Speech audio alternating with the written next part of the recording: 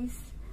Nah, video yang sebelumnya aku udah bahas mengenai perlengkapan atau peralatan buat bayi. Nah, kali ini aku mau ngebahas mengenai perawatannya. Perawatan bayi menurut pengalaman aku dan perawatan buat alat-alat yang dipakai yang digunakan untuk bayi tersebut. Misalkan ya kayak botol susu kayak gitu kan guys, apa mungkin nyuci bajunya bayi, pakaiannya bayi, terus ngebersihin yang biasa dipakai buat bayi itu sendiri. Nah, yang pertama kita mulai aja dengan sablaicun. Sablaicun atau sablaicoy ya. Sablaicun kan merebus botol susu. Merebus botol susu atau merebus dot bayi itu yang laicoy itu pun harus direbus alias disterilisasi. Nah, kalian kalau habis nyuci botol susu itu jangan langsung dipakai sebelum disterilisasi guys, karena menurut mereka kurang steril kalau cuma dicuci gitu aja. Jadinya harus dibersihin lagi dengan direbus secara manual ataupun yang pakai listrik. Itu pun ada tempat perebusannya guys, jadi kalian tenang aja, nggak usah khawatir. Itu kan langsung ada juga, soalnya biasanya macam-macam juga. Nah, kalau kalian merebusnya secara manual pakai kompor gitu, kalian harus hati-hati, jangan terlalu panas banget airnya. Kalau udah mendidih udah blubuk banyak gitu, kalian matiin, takutnya ntar kalau kelamaan bakalan meleleh botolnya guys. Meskipun itu bisa direbus botolnya, tapi kalau kelamaan juga bakalan meleleh. Namanya juga terbuat dari plastik ya guys, dan juga plastik kalau terlalu lama direbus di air panas itu juga nggak bakalan bagus, karena dia bakal mengeluarkan bau plastik itu sendiri. Nah, habis itu laicoy juga harus disterilisasi juga, habis dicuci. Cucinya pakai sabun yang tentunya buat nyuci botol susu buat khusus buat bayi guys. Jangan ketukar ya, jangan pakai sunlight gitu aja. Nggak boleh, harus pakainya ya pakai buat cuci khusus buat anak bayi botol itu ada. Terus wailai, misalkan wailai itu menyusui habis bikin susu terus dikasih ke bayinya, itu hati-hati juga, jangan terlalu buru-buru dan diliatin, takutnya ntar dia bakal kesedak, itu bakal bahaya guys. Nah, itu kalau kalian mungkin ini udah tahu lah ya kalau nyusuin bayi itu. Terus ya itu tadi bikin susu cunglai, habis itu nyusuin bayi. Kalau bikin susu buat bayi ya jangan terlalu panas, kalian bisa ada takarannya sendiri. Kalau misalkan kalian bikin susunya terlalu panas dan kepanasan, kalian bisa ambil gelas, kasih air dingin. Nah, susunya itu sama botol susunya diselupin ke gelas, direndam sebentar ke gelas yang udah diisi air dingin itu. Nah, itu nantinya susunya dia bakal suhu yang tadinya kepanasan, nah itu akan lebih dingin lagi, nggak terlalu panas. Dan kalau kalian kurang yakin, kalian tetesin ke tangan. Kalau ditetesin ke tangan kalian masih merasa slop panas, itu jangan langsung dikasihkan ke bayi, bahaya guys. Nah, kayak gitu. Terus habis itu wunliupin itu ganti popok bayi, ganti pampers. Nah, kalian juga harus hati-hati, kalian juga harus tahu step by stepnya cara ganti popok bayi yang gimana caranya. Ya kan mungkin ya bayi ditidurin kayak gitu.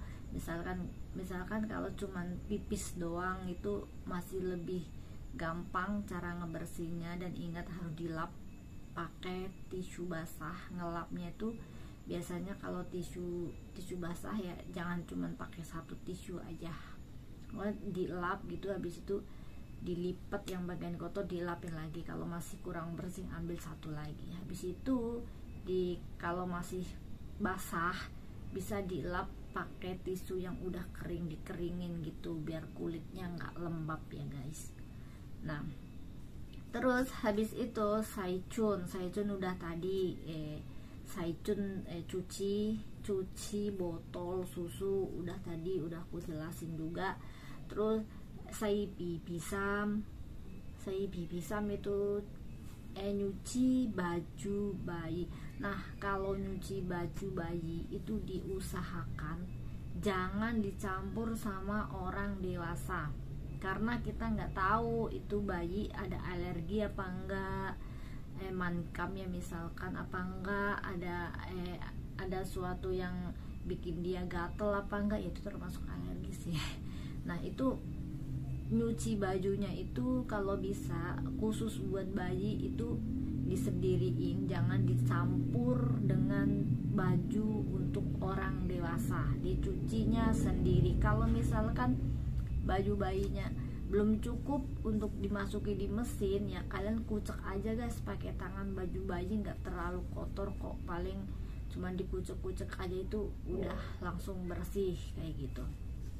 Soalnya kalau aku dulu aku masukin mesin dan memang khusus semesin gitu baju bayi semua, nggak aku campur dengan orang dewasa atau kakaknya, itu nggak dicampur. Itu bayi ya bayi, baju bayi sendiri kayak gitu guys. Jadinya mungkin akan lebih aman lagi, karena mungkin baju orang dewasa kan entah itu kena keringet lah, entah itu kotor, dan orang dewasa kan mungkin dari kantor pergi dari luar. Nah kayak gitu takutnya ntar kalau bayinya ada alergi apa gitu, dia bakal kena alergi itu sendiri nantinya guys. Makanya dipisah kalau bisa cuci bajunya.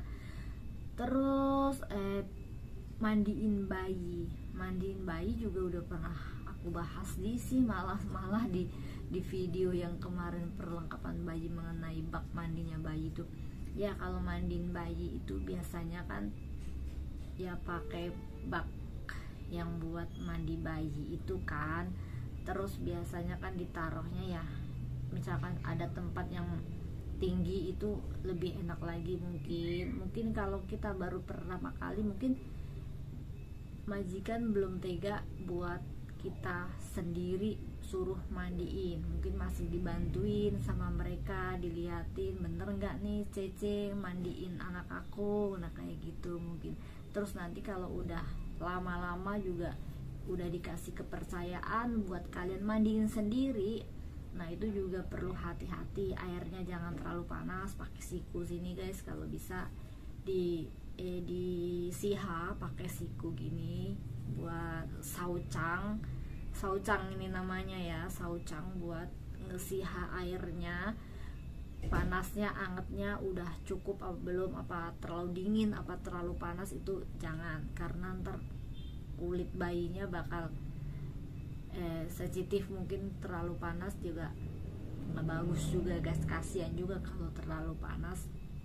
Nah biasanya kalau mandiin bayi itu kan biasanya cuci muka dulu pertama kalinya itu, kan airnya nggak mungkin diganti ya otomatis ya.